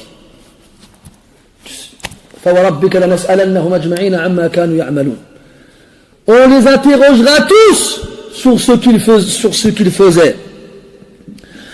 ولا تزول قدم عبد حتى يسأل عن 4: عن شبابه فيما أفناه، وعن علمه فيما فعل به، وعن ماله من أين اكتسبه وفيما أنفقه، وعن جسده فيما أفناه، أو كما قال صلى الله عليه وسلم. Les pieds d'une personne ne seront pas dirigés vers leur destination finale, le paradis ou l'enfer, tant qu'il ne sera pas interrogé sur 4 choses. Sa jeunesse, comment il l'a passé. Pumper up. Tu connais Pumper up? Demande aux jeunes, c'est quoi Pumper up? Oh, on est encore jeune, hein, tranquille. Hein. On peut aller en boîte, on peut s'amuser, on peut aller au ski, on peut pas faire la prière, le Coran c'est pour les vieux, le Hajj c'est plus tard, on préfère aller en Thaïlande, et je vais sortir avec des filles, et je vais fumer du shit, et je vais aller à la chicha, et je vais boire de l'alcool, et je vais goûter à tout, je vais essayer tout, je vais toucher à tout, et je ferai tauba plus tard. Hayhat, hayhat. Même si, supposons, ya Allah, tu vieillis, et ya Allah, supposons, tu fais tauba plus tard, ça n'empêche pas qu'Allah va t'interroger sur ta jeunesse, sur quoi tu l'as passé. Regarde ceux-là comment ils pensent. Et regarde que ce que Rasul il a dit de celui qui passe sa jeunesse dans l'adoration d'Allah subhanahu wa ta'ala. سبعة يظلهم الله في ظله يوم لا ظل إلا ظله وذكر في المرتبة الثانية شاب نشأ في طاعة الله أو في عبادة الله. Et là dans la seconde position, le jeune, dans celui qui sera sous l'ombre du trône d'Allah le jour où il n'y aura pas d'autre ombre que la sienne, le jour de la résurrection, où le soleil sera au-dessus de la tête des gens, jusqu'à ce qu'ils seront tous noyés, quasiment, enfin du moins beaucoup d'entre eux seront noyés dans leur sueur. Et là évoqué en seconde position le jeune qui a passé sa jeunesse dans l'adoration d'Allah subhanahu wa ta'ala. Un il passe sa jeunesse dans la désobéissance, et l'autre il passe sa jeunesse dans l'obéissance. Des fois, Mathalan, toi tu as commencé, alhamdulillah, jeune, tu as fait la prière depuis que tu es jeune, 10 ans, 11 ans, même avant. Tu as été à la mosquée, tu n'as pas connu les boîtes de nuit, tu n'as pas connu le haram, tu n'as pas connu le facette, même si tu as vécu au milieu. Puis tu arrives à 30 ans, 40 ans, puis tu vois des gens qui étaient de ta génération, qui eux, ils ont fait le tour du monde dans le haram. Et aujourd'hui, c'est la mosquée aussi. Tu vois, ton shaitan, il va te voir et dit quoi? Regarde, lui, il s'est amusé. Toi, tu t'es privé. Et là, vous êtes tous les deux à la mosquée. Et vous faites tous les deux la prière. Ça se trouve, il a fait tauba, Allah l'a pardonné. Je t'ai voir et dit quoi? T'as vu? Toi aussi, tu aurais pu pumper up. Hein? Mais non. Wallah, vous n'êtes pas pareil. Wallah, vous n'êtes pas pareil. أَفَنَجْعَلُ الْمُسْلِمِينَ كَالْمُجْرِمِينَ لا. Allah ne mettra pas les deux au même rang. Même s'il est revenu, même s'il a fait tauba, toi, ça fait des années que tu es là. Et Wallah, ces années que tu as passées ici dans la jeunesse et dans l'ibada, elles valent beaucoup auprès d'Allah subhanahu wa ta'ala. Elles valent beaucoup. Je me rappelle, il y avait on faisait une assise dans la mosquée, chacun il devait lire une sourate du Coran. Il y avait un frère, il avait 16-17 ans. Il a récité, je ne sais plus, le Qari'a, une sourate de ce genre-là. Et il y a un petit qui avait 11 ans, il a récité Yassine, entière. Celui qui avait 16-17 ans, il ne connaissait pas Yassine. Il ne savait même pas qu'il y avait des sourates longues comme ça dans le Coran. Il va voir à la fin, il dit c'est quoi comme sourate ça? Il dit c'est sourate Yassine. Il dit tu connais combien de sourates? T'as vu quand tu commences à apprendre le Coran, tu comptes en sourates. Moi je connais 20 sourates. T'es content en plus, ouais, 20 sourates c'est beaucoup. Calme-toi. Alors, il dit tu connais combien de sourates? Le petit de 11 ans il répond j'en connais, je sais pas. Comme ça tu sais pas? Bah moi je compte pas en sourates, je compte en hizb. Tu connais combien? C'est quoi un hizb? Un hizb c'est à peu près 10 pages du Coran. T'en connais combien? J'en connais 15. Quoi? T'as quel âge? 11 ans. Tu connais 150 pages du Coran et t'as 11 ans? Moi j'en connais 17. J'ai 17 ans et j'en connais une vingtaine. Il a pleuré. Il a pleuré. Il s'est dit quoi? J'ai gâché ma jeunesse alors qu'il avait 17 ans. Il est jeune lui aussi. Lui aussi il est jeune. D'accord, il a raté les premières années. Il a fait un peu de pumper up. Mais il était jeune lui aussi. Et pourtant, tellement il était triste, il a pleuré. Pour quelques années. Qu'est-ce qu'on doit dire alors celui qui vient à la mosquée, il se réveille à 40 ans, il arrive à la mosquée, il voit des gens qui sont là tous les jours depuis des années. Ça fait des années, ils font la prière, et ils font tasbih, et ils font tahmid, et ils jeûnent, et ils lisent le Coran, et ils apprennent le Coran, et ils apprennent la sunna, et l'akhiri. Après il avance, il se met à côté de lui, à ce côté d'eux, il croit qu'il est comme eux. Là, wallah, là ils sont sawa. Non, wallah, ils ne sont pas pareils. Ils ne sont pas pareils. Ils ne sont pas égaux. Vous avez ramené le hadith aussi de deux hommes qui étaient des amis proches, qui ne se quittaient pas les uns les autres. Ils sont morts tous les deux à la bataille de Uhud. Non, un il a été tué, l'autre il a été blessé grièvement. Celui qui a été tué, il l'a enterré. Celui qui a été blessé grièvement, il est resté une semaine de plus. Il a vécu 7 jours en plus. 7 jours plus tard, il meurt. Alors les Sahaba radiyallahu anhum, ils se sont souvenus qu'ils étaient proches ici-bas, ils ont voulu l'enterrer dans le même trou, dans la même tombe. Je leur ai dit non. Ils ne s'enterraient pas dans la même tombe. Innama baynahuma kama bayna as-sama'i wal ard. Il y a entre eux la différence qu'il y a entre le ciel et la terre, pour une semaine. Qu'est-ce qu'on doit dire alors des années? Surtout des années, les années où c'est le plus dur d'être droit. Les années où ton œuf te pousse au maximum, où la shahwa est au maximum. Et tu dis quoi? Inni akhafullah. Celui qui a vécu ça, فليحمد ربه فليسجد لله شكرا على هذه النعمة العظيمة التي لا تقدر بثمن. Celui qui a vécu ça depuis son plus jeune âge, il est à la mosquée. Ah, ben écoute. Un mec sort de la mosquée, toi. Hein? Je te chercherai dehors, tu verras. Hein? Depuis son plus jeune âge, il est à la mosquée. Toi aussi, Anas. Hein? Il est là, il reste à la mosquée, il fait la prière en groupe, et il lit le Coran, il apprend la sunna, il apprend sa religion, il fait le khayr, et il délaisse le mal, il akhirihi, jusqu'à ce que sa barbe elle blanchisse. Hani allaka ya Abdallah. Hani allak. Wallah, tu sais pas dans quel khayr tu es. Juste isbir, patiente. La mort, elle arrive bientôt. Et après, devant Allah, tu verras le fruit de tes efforts et de tes sacrifices. Quand les autres ils étaient contents, ils criaient dans la rue, comme les petits jeunes là qu'on a vu, je ne sais pas si vous avez sûrement vu, à Al-Souba, il y a un lycée, ça s'appelle Voilhomme, et quand il y a eu les émeutes et tout, tralala, les manifestations, il y a les jeunes du lycée qui sont sortis et qui ont cassé une crêperie qui avait juste à côté du lycée. Ils ont détruit, ils ont jeté les sorties, les chaises, ils ont pris les canettes, et bref, ils ont détruit le truc. Donc, bien sûr, sur WhatsApp, on a reçu ça 2000 fois. Bon, je vais dire, quand j'ai 1000 fois, mais t'as compris. Et les frères, Allah al-Musta'an, les jeunes, c'est des animaux, tout ça. Moi, j'aurais dit, à mon avis, j'aurais eu leur âge, j'aurais été avec eux. Puisqu'à leur âge, je faisais des trucs comme ça, moi. Faut pas blâmer les autres. C'est facile de parler quand t'as 40 ans et que t'es chez toi, que t'as femme et tes enfants, t'as un travail et tout ça. Mais tu faisais quoi, toi, quand t'avais 15 ans, 16 ans? T'étais un gogol? C'est vrai, quand tu vois tout le monde crie, tout le monde est content, on casse la vitrine, on prend les canettes et tout le monde rigole et tout le monde est content, bah tu suis la foule. Quand tu grandis dans un environnement comme ça, c'est dur d'en trouver un qui... T'as vu, j'étais combien? Est-ce que t'as vu, j'étais combien? Il y en avait des dizaines. En train de crier, en train de rigoler, en train de s'amuser. Pour eux, c'est un jeu pour eux. Tu sais pas, toi, t'aurais fait quoi avec eux? Tu sais pas? Allah, on dit, alhamdulillah.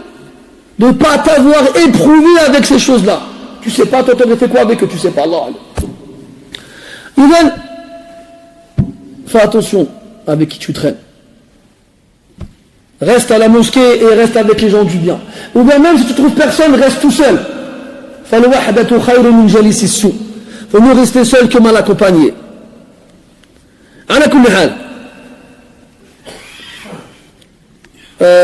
Donc ta jeunesse, comment tu l'as passée? En Thaïlande, on va faire du jet ski. Je sais pas moi, dans les Alpes, on va faire du ski.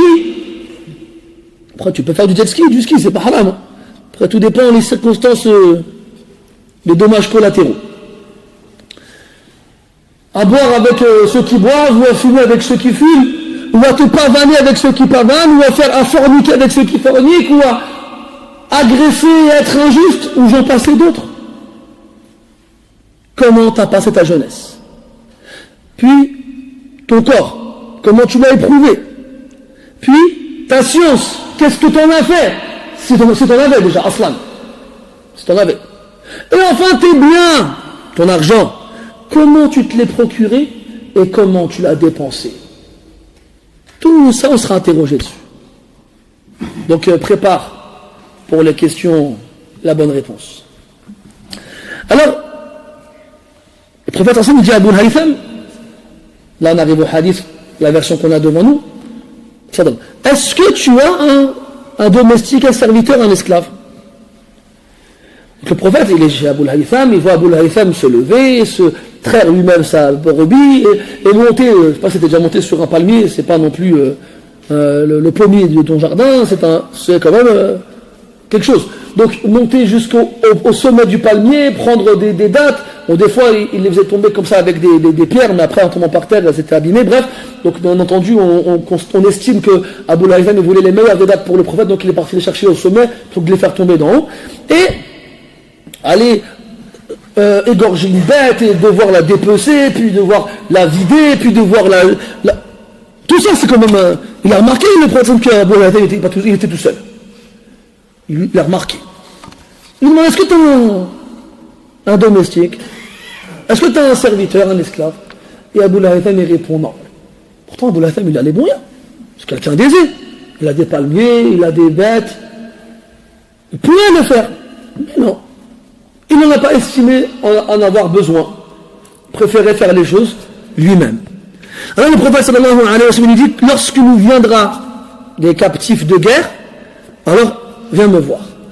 Pourquoi il nous parle de captifs de guerre? Vous savez, avant, de toute façon jusqu'à aujourd'hui c'est toujours pareil, même si les noms sont changés, c'est la même finalité. C'est-à-dire que quand il y a la guerre entre deux parties, et que l'une des parties arrive à capturer, à emprisonner des gens chez leurs ennemis, eh ben ils deviennent leurs esclaves. Même s'ils ne l'appellent pas esclave, quand ils te mettent des chaînes aux poignets et aux chevilles, et qui te couvrent le visage avec une cagoule, et qui te torturent tous les jours, si c'est pas un esclave, ça c'est quoi? Ils lui volent sa liberté, ils lui prennent sa liberté. Qu'est-ce qu'il a de différent, l'esclave, avec le libre, si ce n'est justement l'absence de liberté? Alors, depuis toujours, ça a existé et ça existera toujours. Donc, quand il y a des guerres, il y a des victimes, il y a des survivants et il y a des capturés. Donc, lorsque ça arrivait à l'époque du prophète, c'était le même système. Et aussi, il y avait donc des captifs de guerre chez les ennemis et qui devenaient à leur tour des esclaves. Donc soit ces captifs-là, il y avait plusieurs options qui se présentaient, soit on les libérait, soit on acceptait une rançon pour leur liberté, ou soit ils devenaient des esclaves. Donc il y a deux esclaves qui ont été apportés au prophète alayhi salatu wassalam. Alors, il y a Abu Haytham qui est venu voir le prophète alayhi salatu wassalam, comme il lui avait dit. Le prophète il lui a dit quoi? Choisis l'un d'entre eux. Les deux esclaves, choisis un d'entre eux. Abu Haytham radiyallahu anhu lui dit quoi? Choisis pour moi, ya Rasulallah. Parce que les Sahaba radiyallahu anhu, ils respectaient tellement le prophète, ils aimaient tellement le prophète, qu'ils le mettaient devant tout, même pour leur choix personnel. Comme Allah dit dans le Coran, la tuqaddimu bayna yadayillahi wa rasulih. Vous ne mettez pas en avant d'Allah et son messager. Vous ne mettez pas devant eux. Donc il lui laissait le choix, même dans leurs affaires personnelles, pour montrer à quel point ils le respectaient et à quel point ils étaient convaincus et certains que le choix du prophète était meilleur pour eux-mêmes que leur propre choix. Radiyallahu anhum ardahum. Alors le prophète lui a répondu, alayhi salatu wassalam, innal mustashara mu'taman. Donc là on revient justement à cette fameuse phrase qui fait office de titre pour le chapitre. Al-mustashar, ça vient du verbe istashara qui veut dire consulter. Et al-mustashar, c'est le participe passé du verbe, c'est le consulter, celui qu'on consulte. Donc celui qu'on consulte, mu'taman, on lui a fait un dépôt. Ça veut dire quoi? C'est qu'on a posé en nous sa confiance. Si je te demande conseil, si je te consulte, c'est que j'ai confiance en toi.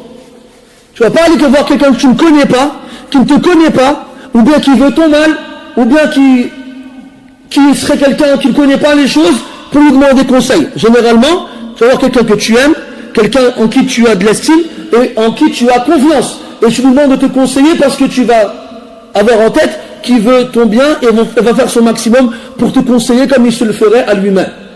Donc celui, quand on vient te voir pour te consulter, pour te demander conseil, sache qu'on t'a fait un dépôt. Et le musulman, lorsqu'on lui confie un dépôt, il se doit de le conserver et de le rendre de la meilleure façon, comme Allah dit dans le Coran, Allah vous ordonne de rendre les dépôts à leurs ayants droit, à leurs propriétaires à la base. Donc lorsqu'on vient te voir et qu'on te consulte, alors sois digne de la confiance qu'on a eue en toi, qu'on a mis sur toi.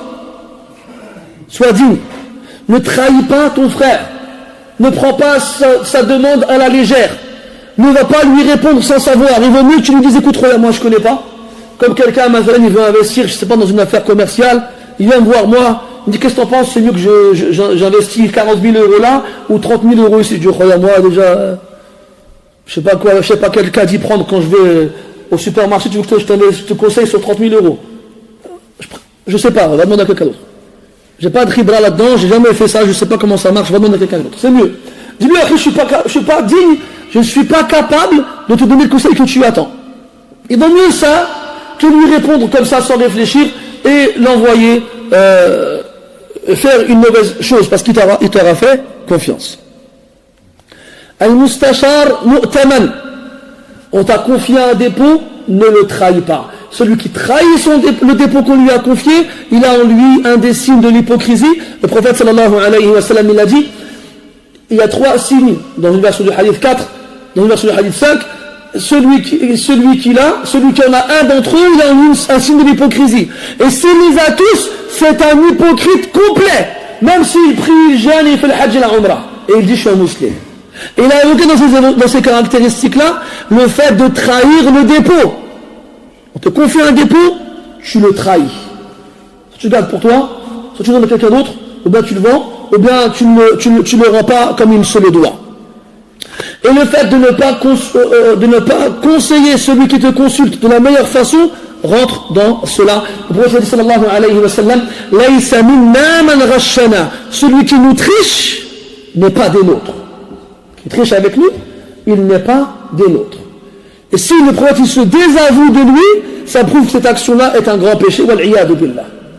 Donc tricher avec les musulmans, ne pas respecter les dépôts, ne pas respecter leur confiance quand ils viennent nous demander conseil, c'est un grand péché, et en plus de ça, c'est un signe de l'hypocrisie, wal-iyadu billah. Et aussi le prophète sallallahu alayhi wa sallam dit quoi? La darara wa la dirar. Tu ne dois pas vouloir le mal pour toi-même, ni pour autrui. Donc quand tu vas conseiller quelqu'un, tu dois le conseiller de façon à ce qu'il y ait dans le conseil que tu lui donnes, ce qui lui sera profitable, ce qui lui sera bon. Et aussi tu dois le déconseiller de tout ce qui est mauvais pour lui, et de tout ce dans quoi il y aurait un mal. Le prophète dit ça sallallahu alayhi wa sallam pour montrer à Abu al-Haytham qu'il a bien compris et bien pris en considération le fait qu'il lui demandait de choisir, et qu'il ne va pas prendre ce choix-là à la légère. On va pas fermer ses yeux comme ça, on va dire tiens, prends celui-là.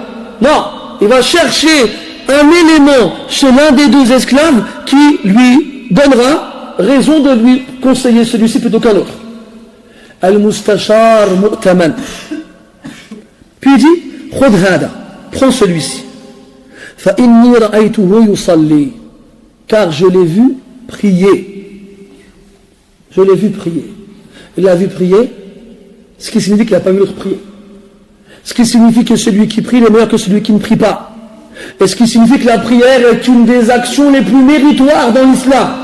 Au point où, comme Abdullah ibn Shaqiq il rapporte que les compagnons du prophète sallallahu alayhi wa sallam ne voyaient pas une action dont le délaissement était de la mécréance, si ce n'est la prière. Au point où le prophète a dit sallallahu alayhi wa sallam que la différence entre le musulman et l'associateur et le mécréant, c'est la prière. Celui qui la délaisse, il n'est pas un musulman. Donc celui qui prie, bien entendu, il est meilleur que celui qui ne prie pas. Contrairement à ce qu'on peut entendre aujourd'hui de certaines personnes, des hommes, des femmes, qui essayent de se justifier en disant « moi je connais des gens, ils font la prière, mais ils ne sont pas bien. Hein. Mais toi tu ne veux pas la prière, qu'est-ce que tu parles toi ?» C'est comme celles qui nous disent « moi je connais des filles, elles mettent le hijab, mais elles ne sont pas bien. Et toi tu mets le hijab toi ?» En fait ces gens-là, c'est comme Allah a dit dans le Coran « Waddu law takfuruna kama kafaru fatakununa sawa'a » Tout ce qu'ils souhaiteraient, c'est que vous mécroyez comme ils ont mécru eux pour que vous soyez les mêmes. Et ils veulent qu'on soit tous les mêmes. Comme ça, ils se sentiront plus différents. Parce qu'ils sont conscients de leur manque, sont conscients de leur négligence, ils sont conscients de leurs défauts, vis-à-vis de leur négligence, de leur devoir vis-à-vis d'Allah subhanahu wa ta'ala, et ils voient les autres qui sont corrects, alors dans leur poitrine ça les dérange. Au lieu de se dire je vais devenir comme lui, comme ça on sera égaux dans le khir, ils souhaitent que toi tu deviennes comme lui, comme ça vous serez égaux dans le char, égaux dans le mal. Et tu l'entends ça beaucoup. Tu vois les gens quand ils te voient dehors, non, regarde, de toute façon les barbus de toute façon ils font, c'est eux les pires. On a déjà entendu des trucs comme ça. Les barbus, c'est eux les pires. Les femmes hijab, c'est eux les pires. Oh, Inch'Allah. C'est les pires, les pires. C'est même pas genre les pas bons. Non, les pires. C'était loin. Lui, Masha'Allah, c'est un salih, lui. Ah oui, il n'a pas laissé un haram sans qu'il y ait mis son pied, sa trace, son odeur. Mais c'est lui, c'est les autres les pires. Parce qu'en fait, il dit ça pour se rassurer, pour se justifier, pour se remonter le moral. Mais tu peux dire ça toute ta vie, ça ne changera rien devant Allah subhanahu wa ta'ala. أم نجعل الذين آمنوا وعملوا الصالحات كالمفسدين في الأرض أم نجعل المتقين كالفجار إن للمتقين عند ربهم جنات النعيم أفنجعل المسلمين كالمجرمين ما لكم كيف تحكمون. Eh non, c'est dans le Coran ça. Ah mais mince, j'avais lu, tu l'avais jamais lu. Mais malgré ça, tu es meilleur que ceux qui le lisent toute la journée. Tu ne poses pas ton front par terre une seule fois pendant des années, mais malgré ça, tu es meilleur que ceux qui font la prière. Ton argent il part dans les crédits, il part dans les dettes, il part dans le haram, mais malgré ça, tu es meilleur que ceux qui payent la zakat. Toi tu pars en vacances à Hawaï, à Tahiti, en Thaïlande ou je sais pas où, mais malgré ça, tu es meilleur que ceux qui partent à la Mecque. Subhanallah. بأي عقل وبأي فهم تحكمون. Avec quelle raison et avec quelle compréhension jugez-vous? Et subhanallah, c'est une chose qui est répandue. De toute façon, Allah il en a parlé dans le Coran. إن الذين أجرموا كانوا من الذين آمنوا يضحكون وإذا مروا بهم يتغامزون وإذا انقلبوا إلى أهلهم انقلبوا فكهين وإذا رأوهم قالوا إن هؤلاء لضالون وما أرسلوا عليهم حافظين. Ne croyez pas que ces versets parlent que de koufars. Non, non. Et aujourd'hui, ça va même plus loin. C'est que ce genre de réaction, on peut les trouver de personnes qui prient par rapport à d'autres personnes qui prient aussi, mais qui font plus. Ce hasad-là. C'est ça le hasad. Tamanni zawali ni'mati an akhik. Hada huwa al-hasad. C'est ça la jalousie, l'envie négative. C'est de souhaiter que le bienfait qui touche ton frère, ben il le perde. Tu dis quoi, regarde lui, il passe toute la journée à la mosquée. Ah, ça m'énerve. Moi, j'aimerais bien qu'il soit comme moi, plutôt au café. Tu veux qu'Allah lui enlève ce khayr-là. لا تحسدن أحدا على نعمائه إن الحسود لحكم ربك شان. Ne va envier personne sur le bienfait qu'Allah lui a donné, parce que le hasoud, l'envieux, il déteste le jugement de ton Seigneur. Parce que quand Allah il a voulu que toi tu fasses subh tous les jours à la mosquée et que l'autre il passe son temps à dormir jusqu'à 11h, eh ben c'est Allah qui a choisi toi et qui n'a pas choisi lui. C'est Allah qui a choisi que toi tu aies le Coran et que lui il ne l'ait pas. C'est Allah qui a choisi que toi tu fasses le Hajj et que lui il n'y aille pas. Donc quand toi tu envies et que tu jalouses un autre pour ces choses-là, eh bien indirectement, même si tu ne le dis pas avec ta langue, eh ben tu critiques le choix d'Allah subhanahu wa ta'ala. وكما قيل الحسود لا يسود. Al-Hasoud, il ne gagnera jamais. Il ne gagnera jamais. Et donc malheureusement, on trouve ça même aujourd'hui dans certaines mosquées. Chez les musulmans en général.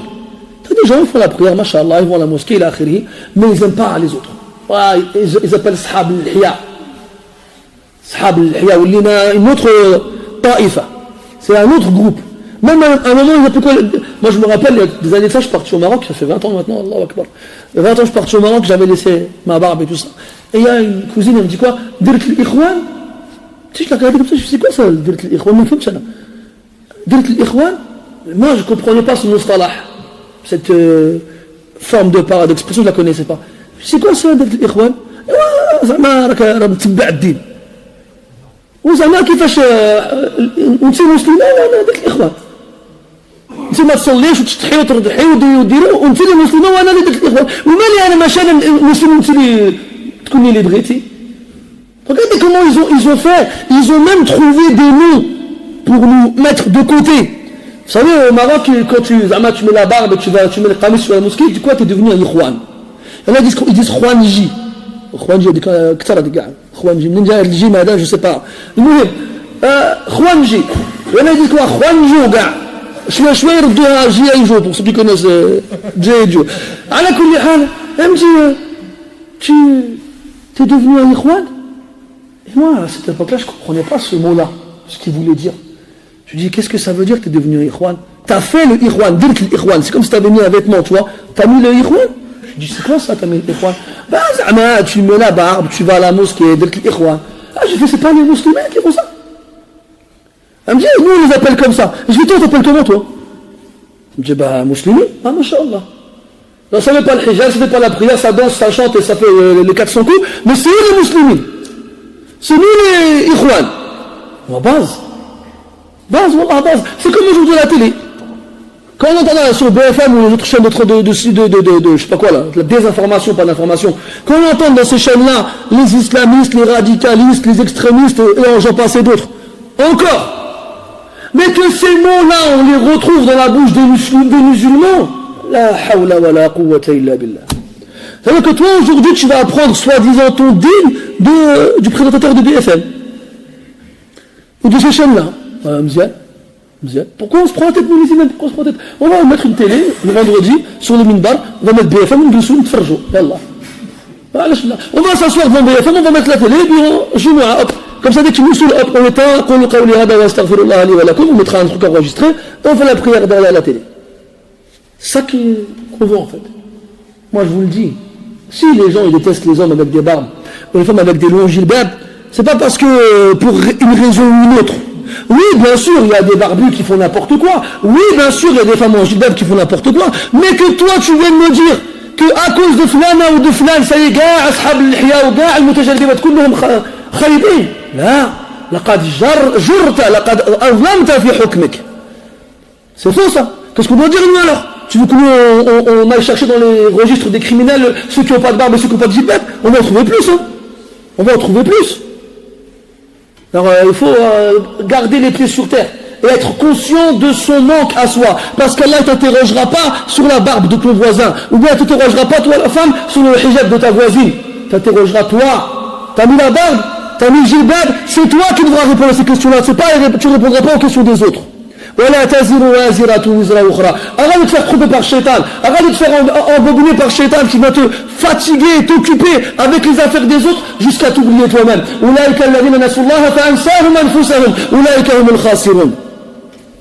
Voici ceux qui ont oublié Allah. Eh bien Allah il les a fait s'oublier eux-mêmes. Et après c'est quoi? Mais le flan, il a le hiyya, mais je le connais, il est pas bien. Et toi, t'es bien, toi, Baba? T'es bien, toi? Tu seras pas interrogé sur flan parce qu'il a une barbe ou il n'a pas de barbe, ce qu'il a fait, il n'a pas fait. Tu seras interrogé, toi, qu'est-ce que t'as fait? ماذا قدمت لدين الله؟ ماذا قدمت لنفسك? C'est ça que tu recevras comme question devant Allah subhanahu wa ta'ala. Ça fait un alors, al-mustashar mu'taman. Celui à qui on demande conseil, il est digne de confiance. Alors ne trahis pas cette confiance-là. Cet esclave-là, choisis-le, il est meilleur que l'autre parce qu'il fait la prière. Je l'ai vu faire la prière. Vous vous souvenez, j'ai raconté qu'Omar ibn Abdelaziz, quand il est devenu calife.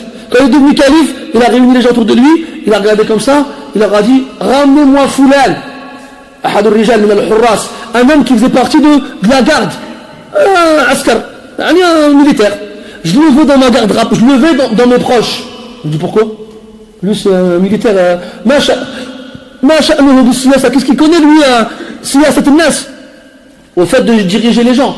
Il dit inni ra'aytuhu yusalli fi makanin yadhunnu an la yarahu fihi ahadun ghayra Allah.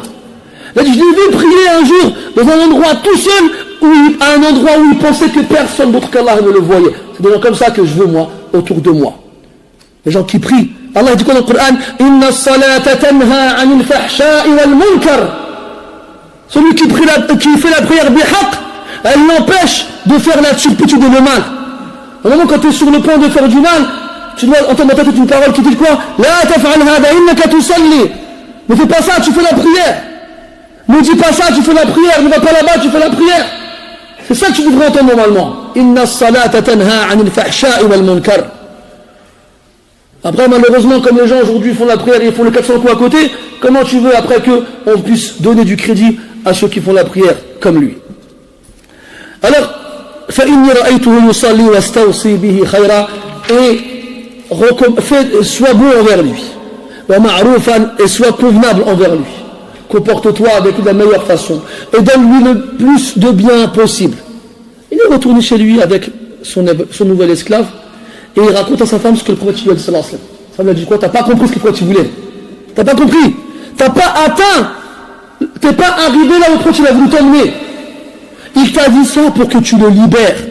Subhanallah. À la base, il lui donne un esclave pour qu'il lui rende service et qu'il s'occupe de ses tâches. Et à la fin, il lui dit quoi? Non, il fait la prière, libère-le. Les gens comme ça, là, yasluh li al-isti'bad. Les gens comme ça, on n'en fait pas des esclaves.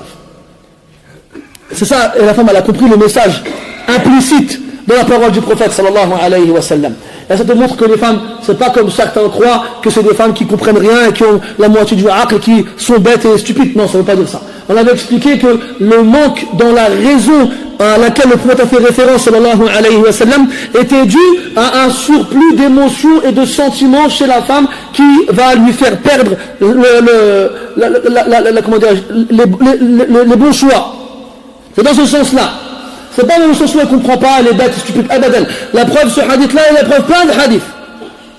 Hein, comme la fille du beau-père de Moussa alayhi salam. Ya abati ista'jir, inna khayra man ista'jarta al-qawiyyu al-amin. Oh mon père, emploie-le, le meilleur de ceux que tu emploies et ceux qui sont forts et ceux qui sont de confiance. Ou encore Moussa radiyallahu anha, quand on a vu le prophète sallallahu alayhi wa sallam rentrer dans sa tente après sulh al-Hudaybiyah, après qu'il ait demandé aux sahaba radiyallahu anhum de se raser la tête parce qu'ils n'ont pas pu faire la umrah, ils ne l'ont pas fait. Parce qu'ils avaient espoir que l'ordre soit abrogé parce qu'ils tenaient à leurs cheveux, ne voulaient pas les raser. Alors le prophète, il a vu que personne n'a voulu faire ce qu'il a dit, et il est rentré dans sa tente énervé. Salama radiyallahu anha le voit énervé, qu'est-ce qui se passe? Il lui raconte, elle lui dit, écoute, va toi te raser la tête, tu verras, ils le feront tous. Alors il l'a écouté, et il est sorti de sa tente, et il est parti se raser la tête, et presque ils allaient s'entretuer les sahaba pour être les premiers à se raser la tête après lui. Quand tu faisais une chose, c'était sûr que c'était légiféré, alors il le suivait tout de suite après.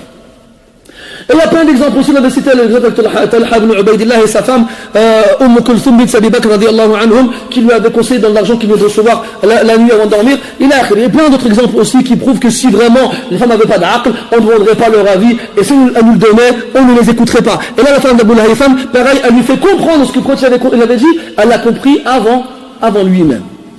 Et d'ailleurs, normalement, un homme, il n'aimerait pas être avec une femme bête. Normalement. Parce que quand tu es quelqu'un qui a un minimum de aql, tu n'aimes pas être avec des gens bêtes. Que ce soit ta femme ou pas ta femme, ou tes cousins, ou tes voisins, ou tes amis, ou qui tu veux. Tu n'aimes pas les gens qui sont bêtes parce qu'ils ne comprennent pas quand tu leur parles, et quand tu leur parles, tu comprends pas ce qu'ils racontent, et ils font tout de travers.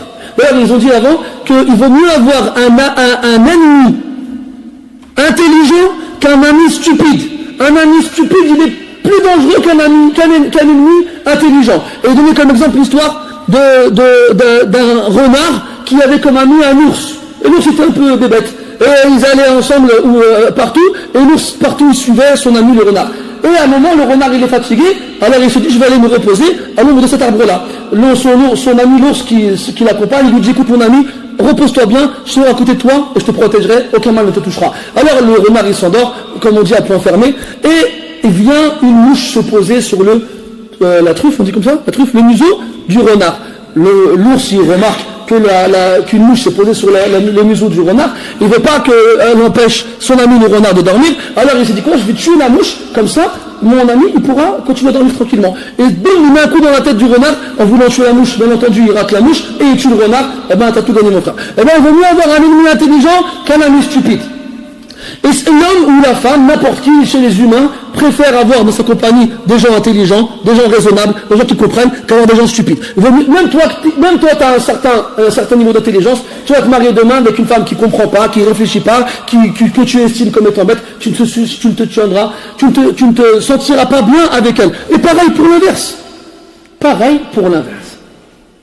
Donc il n'y aurait pas d'intérêt à épouser des femmes bêtes. Et les femmes intelligentes, il y en a plein. Surtout chez les compagnons du prophète sallallahu alayhi wa sallam, des femmes qui valent des milliards d'hommes sans aucune exagération. Ala kulli hal, donc la femme d'Abu Haytham lui a donné le bon conseil et il l'a compris et il l'a suivi. Et il a dit quoi sur le champ? Huwa atiq, je le libère.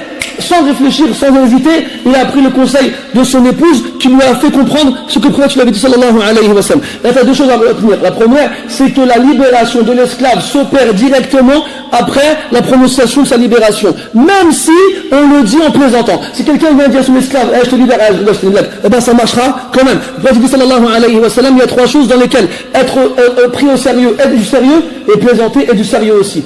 Se marier, divorcer et libérer un esclave. Si un homme dit à un autre, je te marie ma fille, et là je rigole, eh ben non, ce sera un vrai mariage et il devra s'acquitter de ses devoirs en tant que tuteur. Si jamais il dit à son homme pour rigoler, je te divorce, non je rigole, eh ben si, ça marchera quand même et ça comptera dans le divorce. Et si il dit à son esclave, je te libère, non je présente, tu vas rester toute ta vie, eh ben non, il devra partir parce que ça y est, il sera libéré. La deuxième chose aussi, c'est la vitesse à laquelle les compagnons radiallahu anhum, ils obéissent.